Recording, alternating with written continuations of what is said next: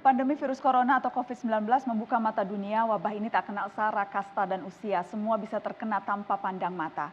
Hal yang paling menyedihkan saat kesunyian menemani para korban mulai dari ruang perawatan hingga pemakaman.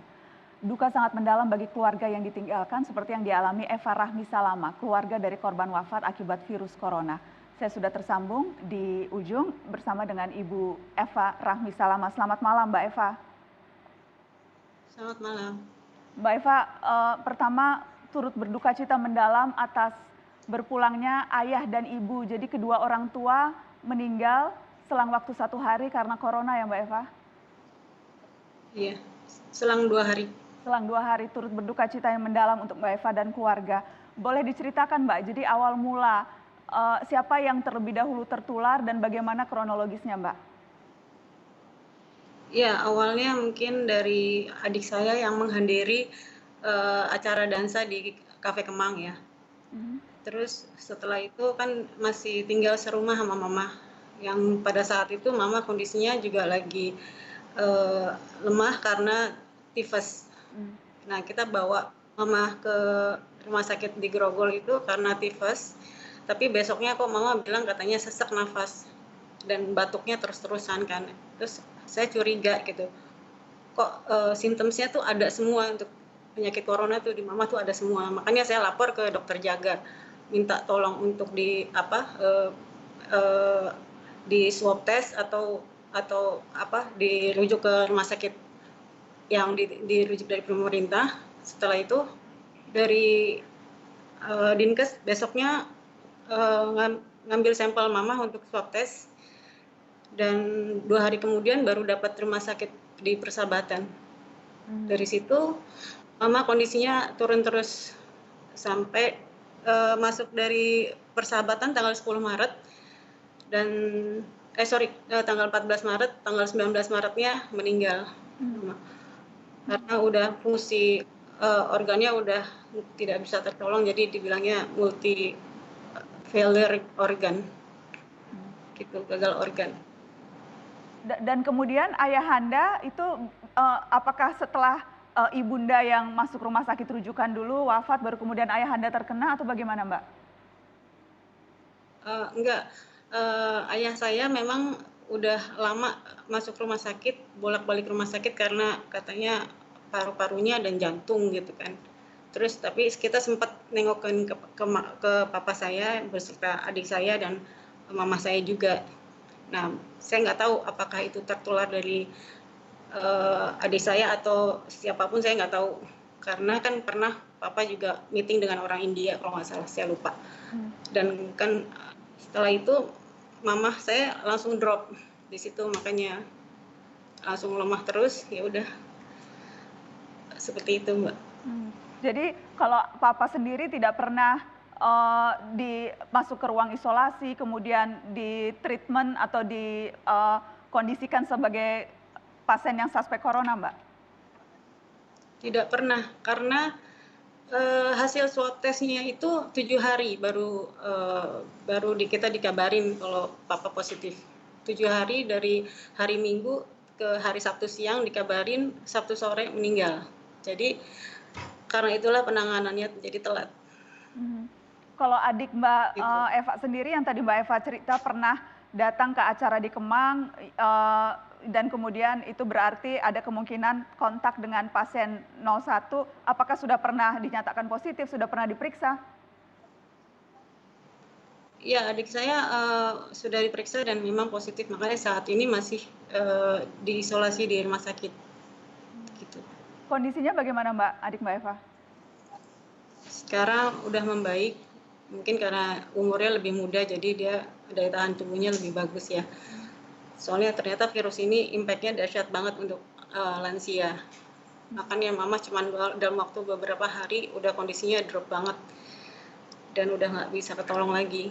Rumah sakit sendiri udah melakukan yang terbaik buat mama gitu loh. Gitu sih. Mbak Cuman Eva, yang saya sayangkan kok ya, bagaimana Mbak, apa yang Mbak sayangkan?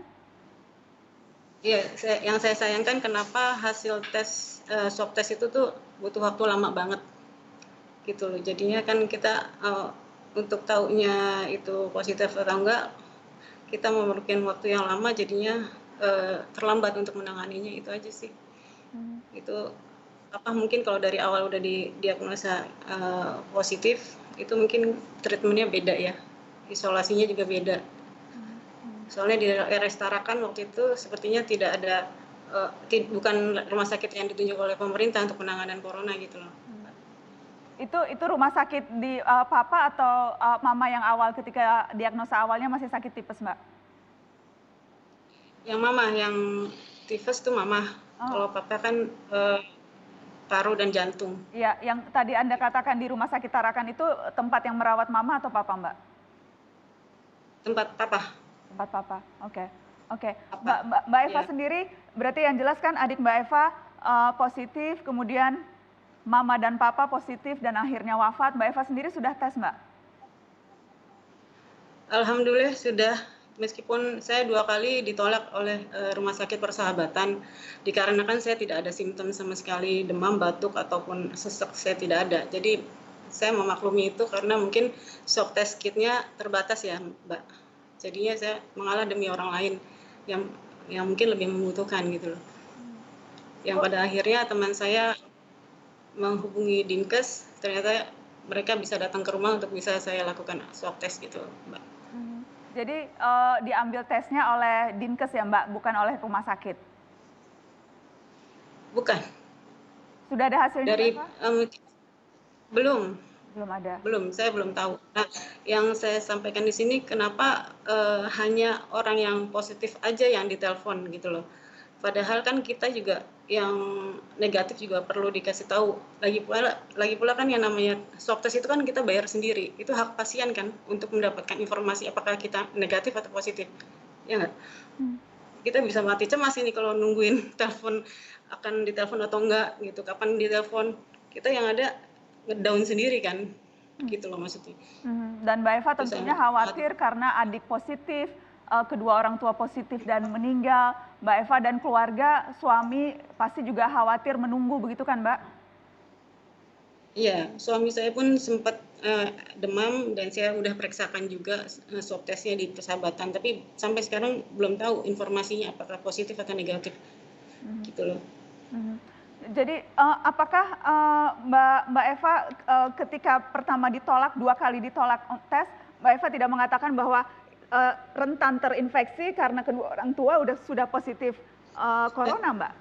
Tidak sempat ada pertanyaan itu? Enggak, pada saat saya mencoba kembali untuk menanyakan boleh nggak saya tes, karena kan ibu saya baru meninggal. Mereka sempat nanya ada gejala apa gitu. Saya bilang saya nggak ada gejala apa-apa, cuman dikhawatirkan saya tertular karena saya yang menunggu mama waktu pada saat mama di rumah sakit yang di Grogol ini, gitu loh Mbak. Hampir saya setiap hari nyuapin segala macam lah, bantuin dia ke kamar mandi, dia batuk di depan muka saya gitu loh. Makanya saya takut banget kalau ini terjadi di saya juga. Dan berbagai hal itu sudah disampaikan Mbak Eva begitu ya, penting untuk Mbak Eva segera tes karena betul-betul ada close contact dengan penderita yang positif. Iya, sudah. Tapi akhirnya saya memutuskan untuk pulang karena karena ditolak tadi, percuma aja saya bersikeras juga gitu kan. Dan yang ketiga kalinya saya diminta disuruh dokter untuk swab test di Tarakan karena kan setelah papa meninggal dokter saya nyuruh saya untuk periksa di Tarakan, tapi ternyata udah nunggu dari setengah 6 sampai jam 10 malam itu belum ada dokter yang menangani saya.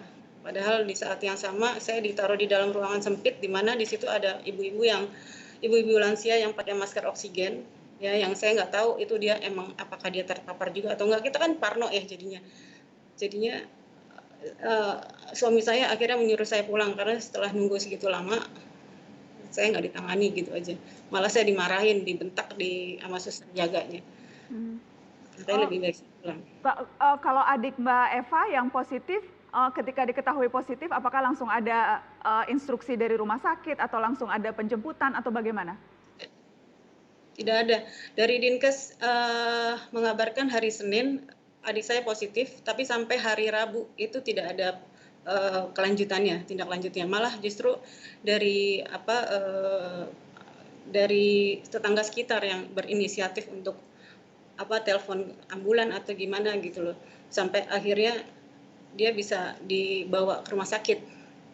Dan sekarang Gitu. Karena diisolasi? kan KTP ya udah diisolasi. Diisolasi di rumah sakit. Baik. Baik. Iya. Mbak Eva, kita akan break. Setelah ini saya akan lanjutkan karena saya juga masih terhubung dengan Mbak Leonita yang juga kehilangan ayahandanya, seorang dokter diduga kuat karena virus COVID-19 ini. Kami kembali sesaat lagi.